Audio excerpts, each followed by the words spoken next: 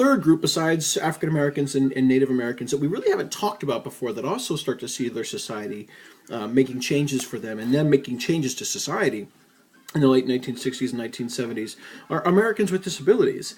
And they begin to organize for change in the 60s, and it is a long, long, long movement. It takes 30 years almost for Americans with disabilities to get guaranteed civil rights.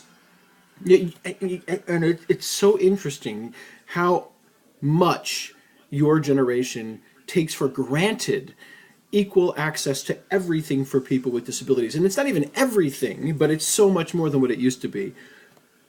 Curb cutouts, elevators, ramps, closed captioning, all kinds of, so many things. There's just a million and one things that are out there. Braille on signs in ATM machines.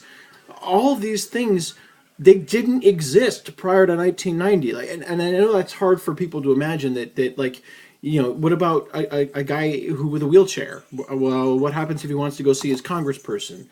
Well, if his congressperson is inside a building with only stairs, like, I don't know, the Capitol building in Washington, D.C., that guy in the wheelchair has to get up those stairs somehow. There was no elevator into Congress. There's no ramp into Congress before 1990.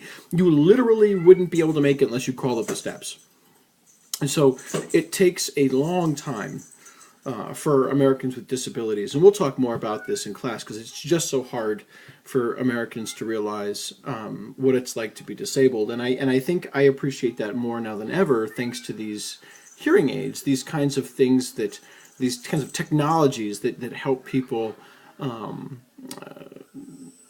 overcome their disabilities, whether it's hearing loss like mine or whether it's some other kind of physical disability that they have. Again, we'll do more with this tomorrow in class, but I want you to realize that even equal civil rights were not guaranteed for this, this group of people either.